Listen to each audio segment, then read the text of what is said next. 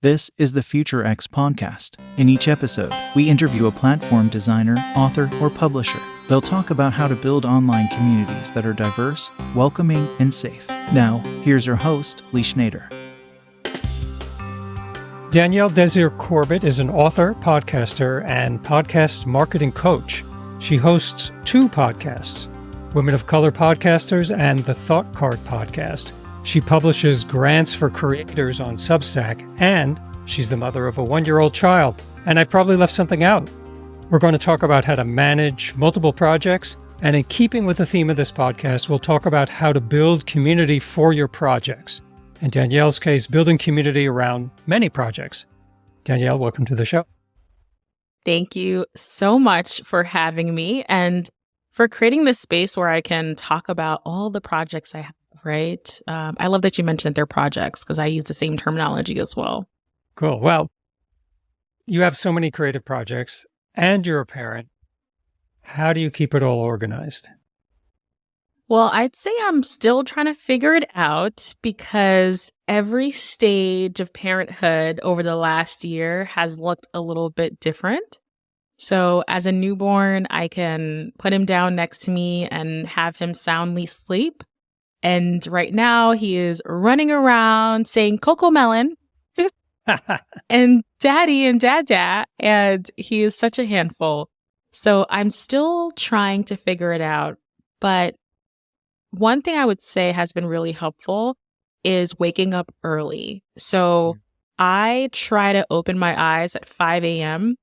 and probably hit the snooze button a couple times, twice, and I get out of bed at 5:30.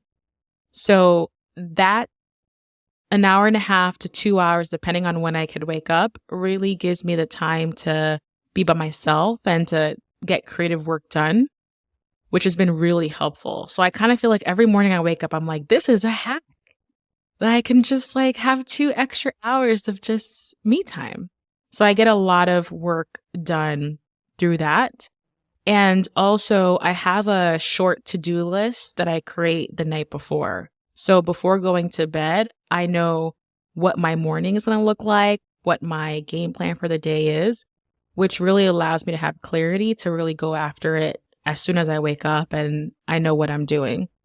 Balancing, I would say I also have a lot of support from my husband and also my family and extended family. So like right now for this podcast episode, he's being watched by his Mima, which is very nice.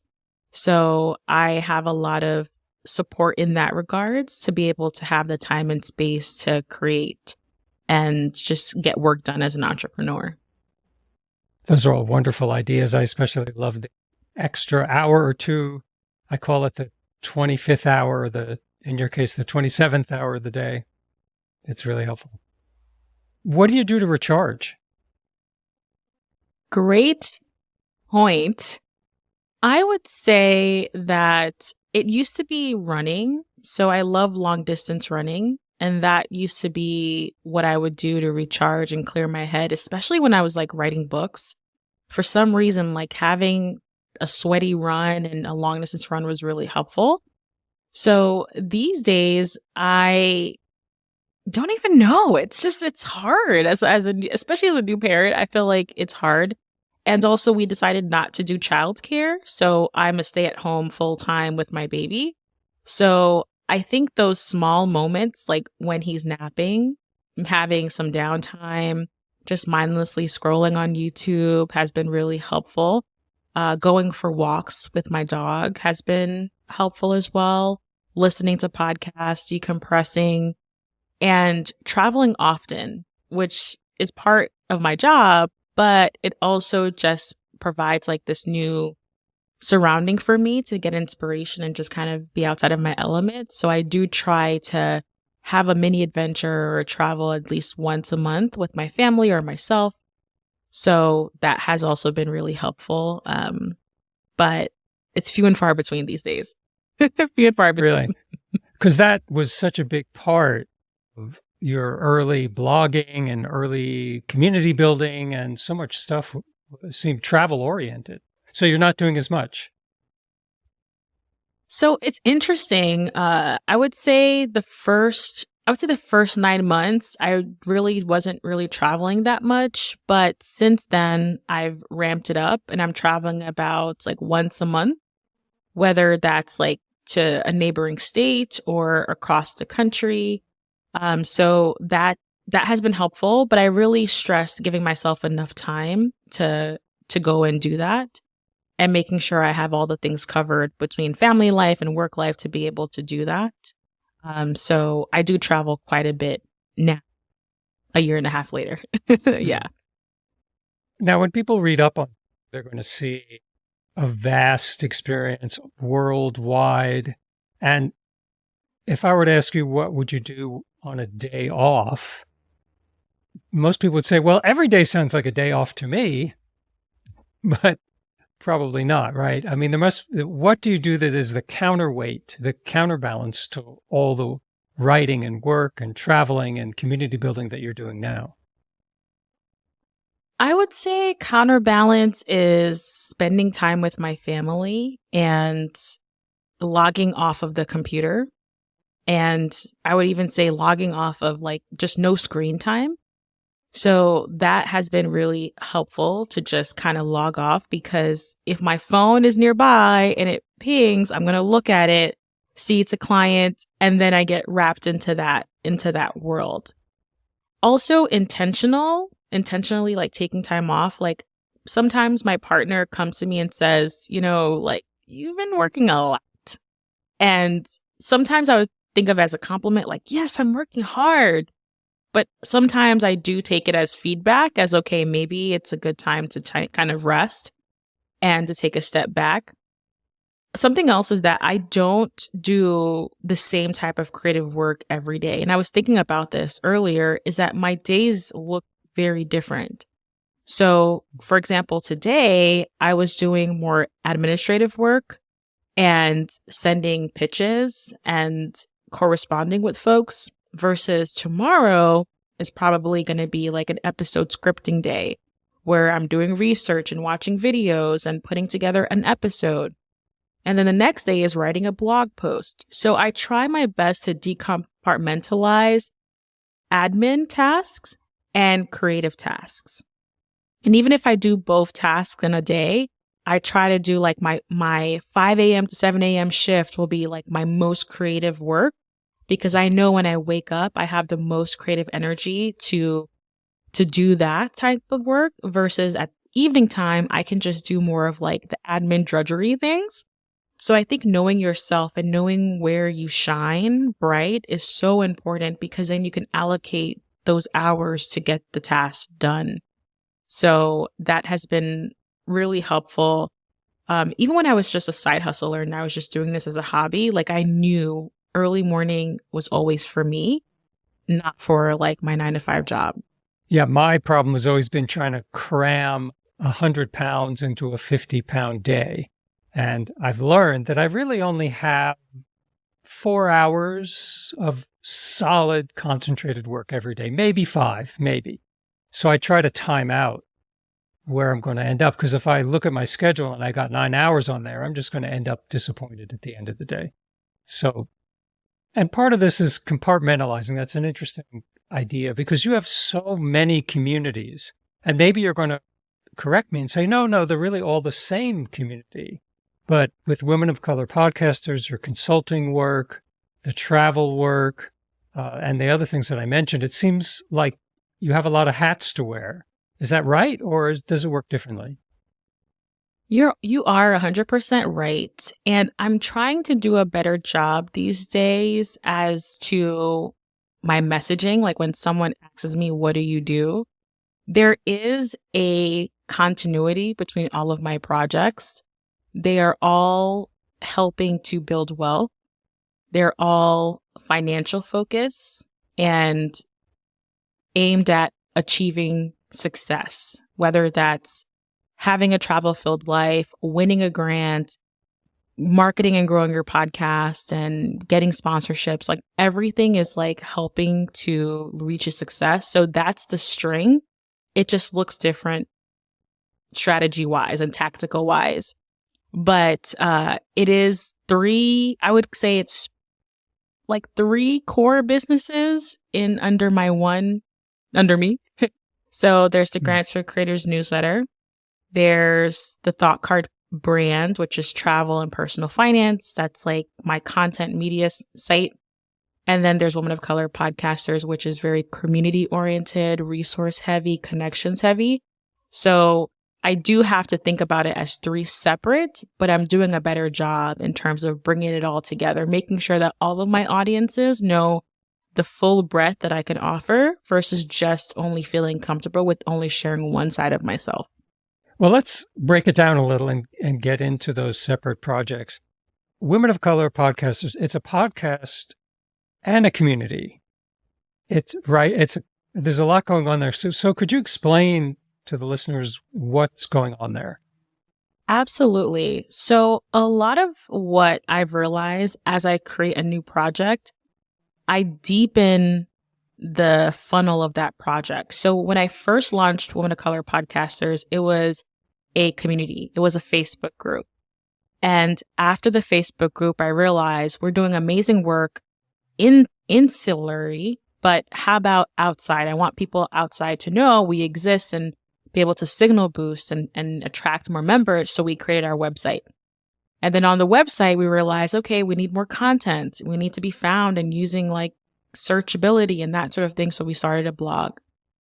And we're approaching our 5-year anniversary. And I really felt that the gap right now that I'm seeing is the lack of visibility for women of color in the podcasting industry. So I felt that the easiest and most proficient way I can do that is by having a podcast.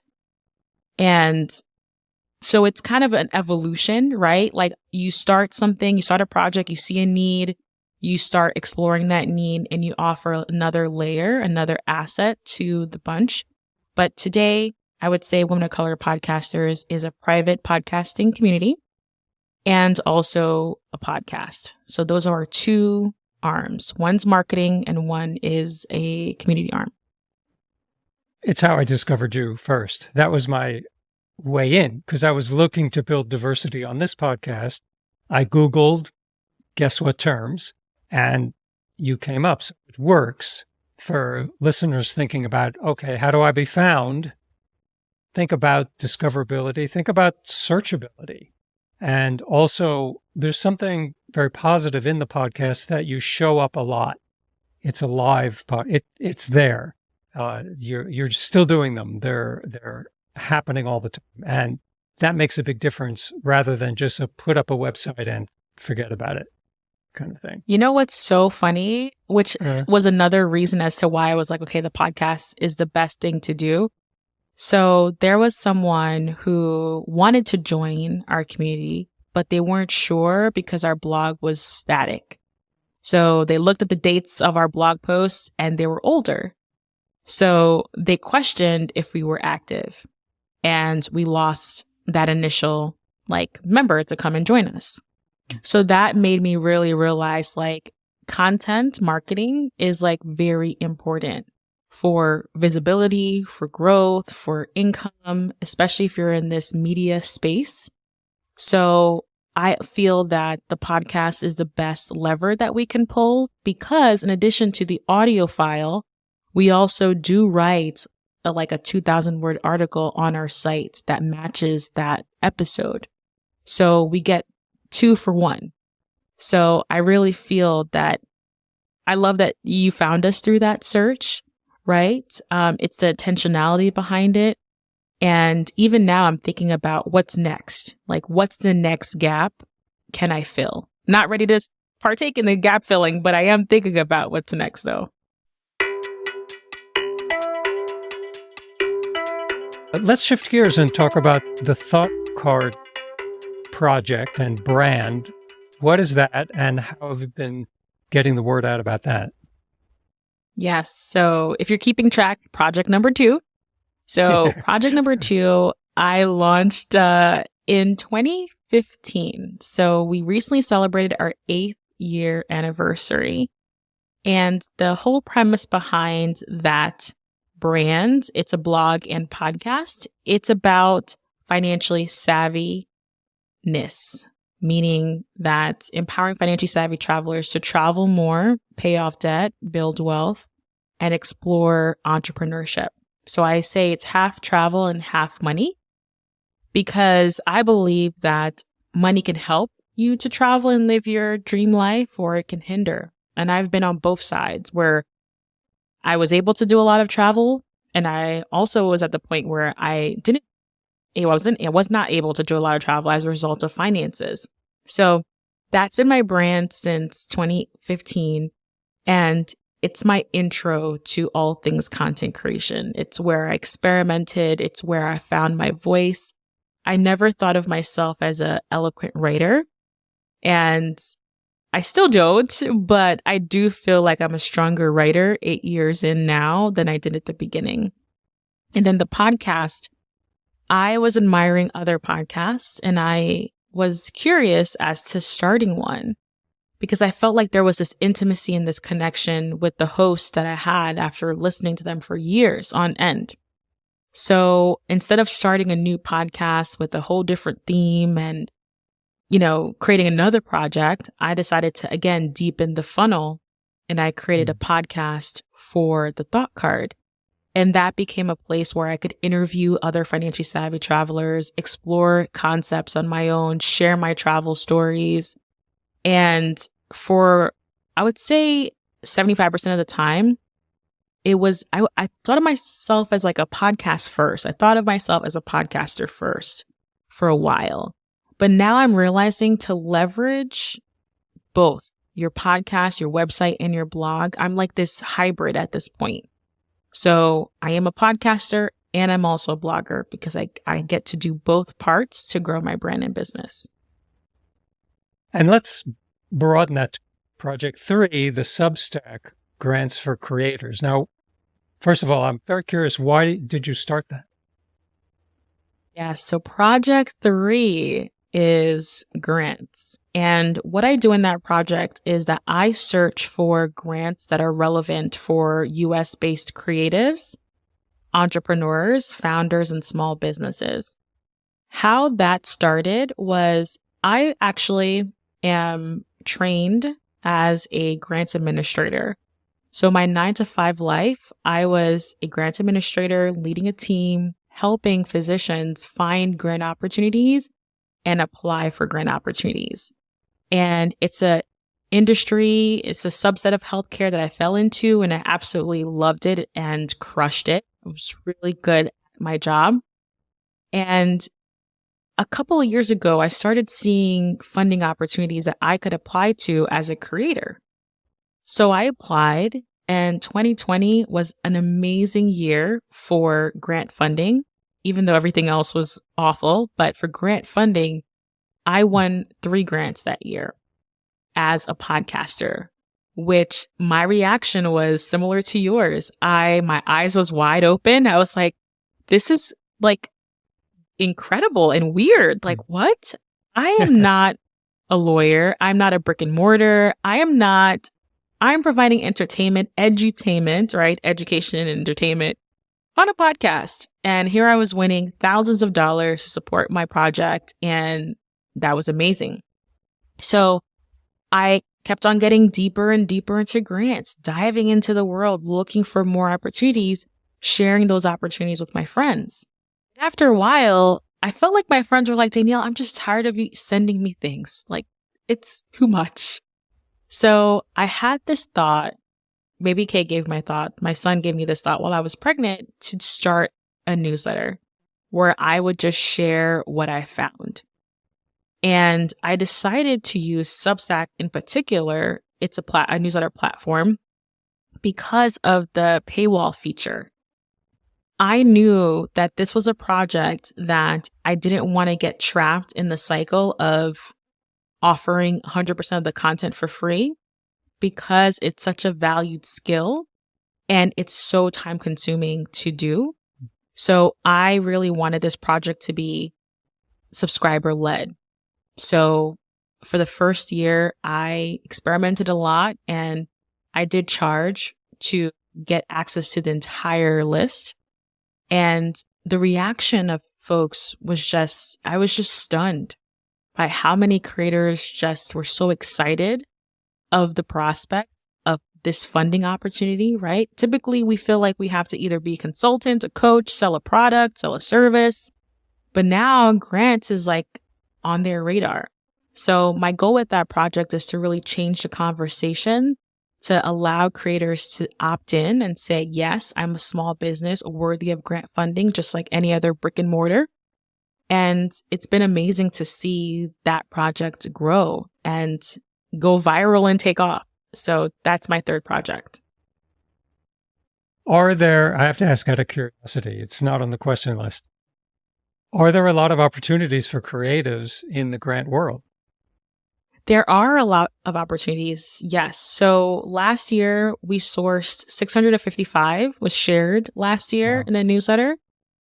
And a large majority of them were for creators, meaning authors, journalists, photographers, filmmakers, podcasters, even writers. There's just so many opportunities that are specific for your craft, but also more general, like small business as well. There are even opportunities that will fund an idea. As long as you have a great idea that's in line with the mission of the grantor, the funder, there could be potential opportunity to help you bring that vision to life. So it's one of those things that you have to see to believe, which I encourage people to just join, see what I share, and then you might get excited and tap into something. You know, there's a podcaster who won $50,000 for their project. They found grants through us. And I'm like, wow, can you imagine what that could do? Right? So it's pretty incredible. What do you say to people who might say, oh, grants, proposals, I don't know how to do that. That's really hard. I don't even want to get started.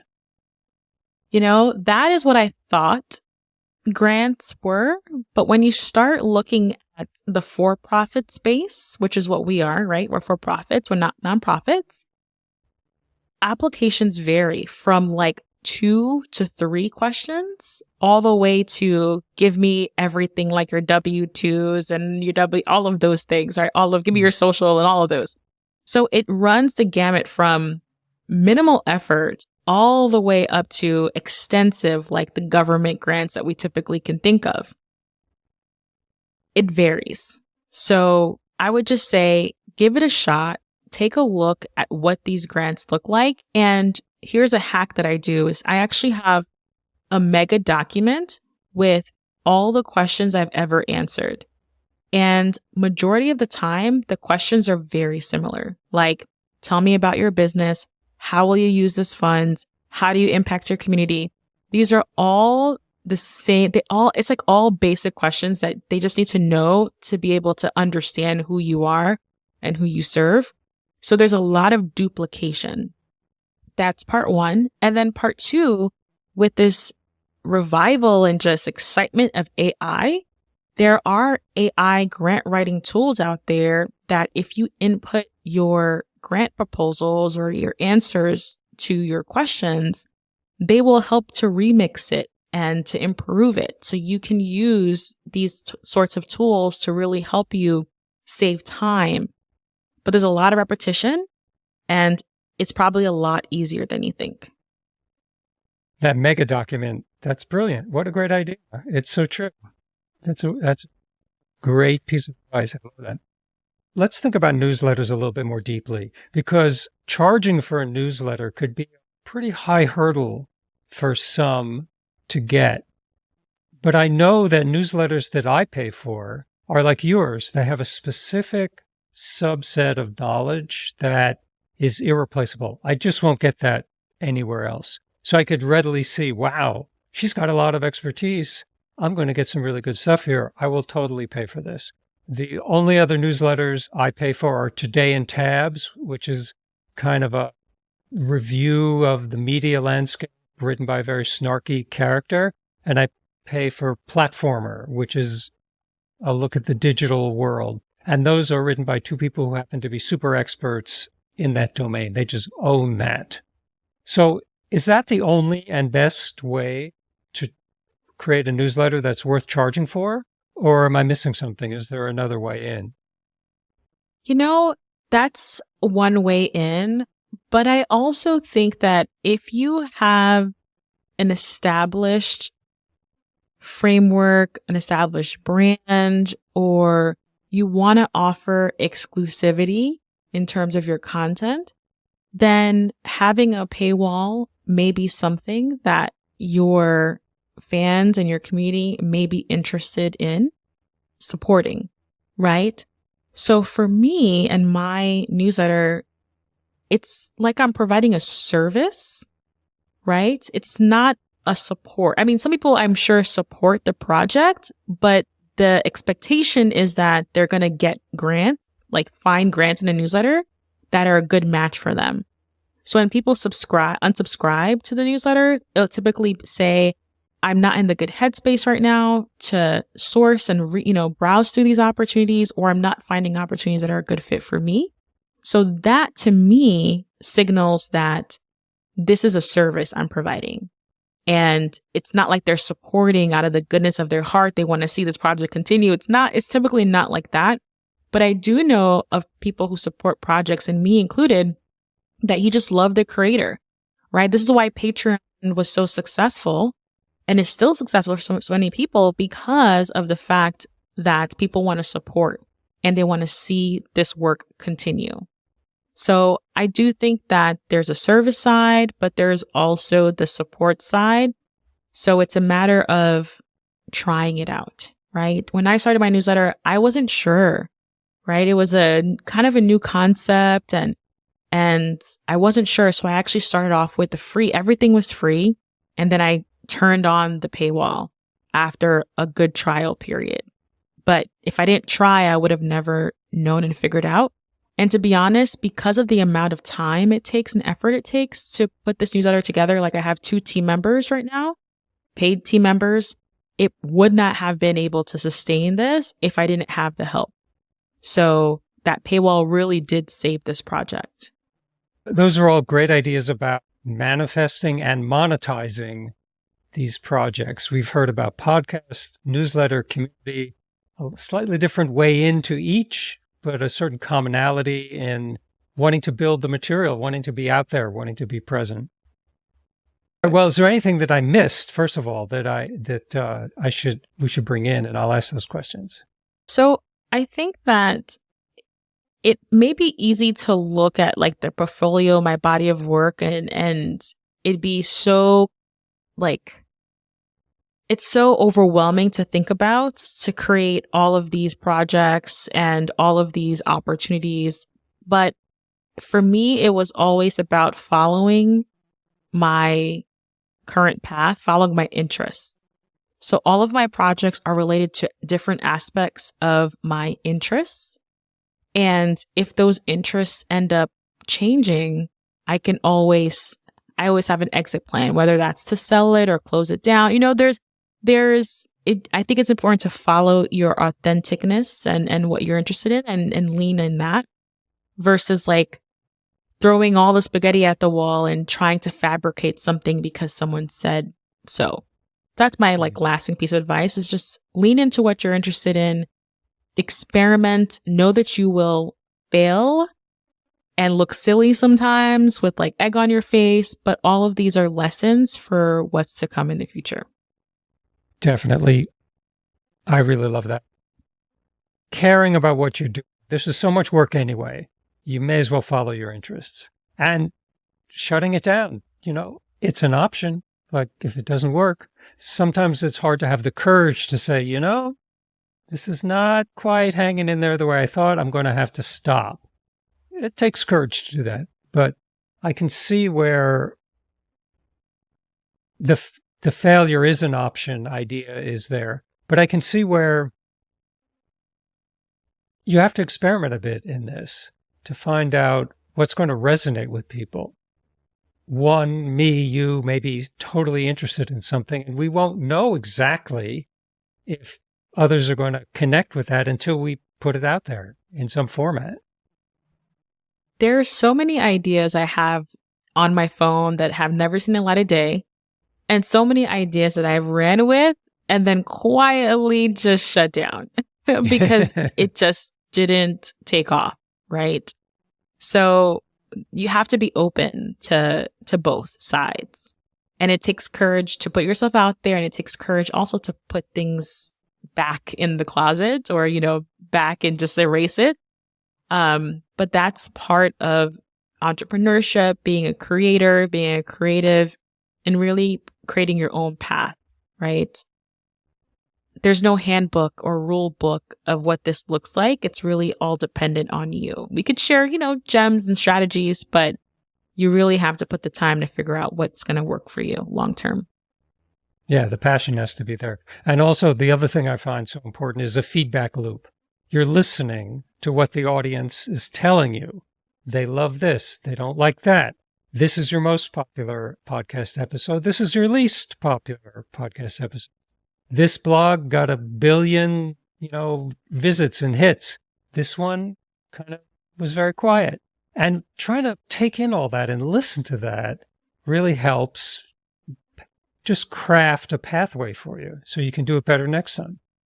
Absolutely. Absolutely. That feedback is so important. And feedback can look like so many different things, right? It could be a rating or review. It could just mean the lack of views or the influx of views, right? So, but I also feel like with the feedback, also be true to yourself too, right? One example of that is that when I first was launching my podcast, I went on Instagram. I put up a poll on Instagram stories asking folks if they'd be interested in listening to my podcast. And 70% of people said no. And I was like, oh, you guys are funny, because 5 years later, we're crushing it. But if I would have initially got the feedback and really let it seep in, I feel like I would have missed out on so many opportunities. So take it with a grain of salt at the end of the day too. I mean, I've recently got some very negative feedback for a project of mine, and I was pretty depressed for a day or two. But then I realized, it's going to happen. Not everything's going to be perfect, and there will be haters, unfortunately, but there will also be people whose whatever they say, you might be able to get something out of. So I try to find the positive nugget. It's not always easy. And I do give myself a period of mourning, or a period of being just pissed off, or a period of just being bummed. It's okay. If someone says this is not going to work, it's okay to be annoyed about that. I don't have to be Mr. Sunshine all the time. But there has to be a way out of it too. There has to be a way to learn something from it. Absolutely. For the Thought Card brand, I work with a lot of sponsors and brands on partnerships. And the amount of no's that I hear, no thank you, not right now, no budget, little budget, all of those, it compounds on each other, right? And you can feel this just sadness, and you may start to question yourself, and you're like, I'm just never going to reach out to a brand again. But it's just not right now. So it's just not right now, especially for that kind of situation. So I definitely understand where you're getting rejected and it sucks, but you have to keep going. You have to find that moment of mourning, like you said, and just pushing through to continue on with your project. Right. It's a belief thing. It's a belief in oneself, belief in yourself that this is going to work somehow. It may not work in this flavor. It may not work with this title, but something about this is going to work. And you just have to kind of stick with that, even though it can be difficult sometimes. Absolutely. Absolutely. So Danielle, thanks so much for all that. Those great stories and great advice. I really appreciate you taking the time to be on the podcast. Absolutely. Thank you so much for having me. Thanks for joining us on the Future X podcast. Listen on Apple Podcasts, Spotify, Amazon, Google, or anywhere fine podcasts appear in your feed. Post a comment on Apple Podcasts and we'll read it on the show. For more info about Future X, visit futurex.studio.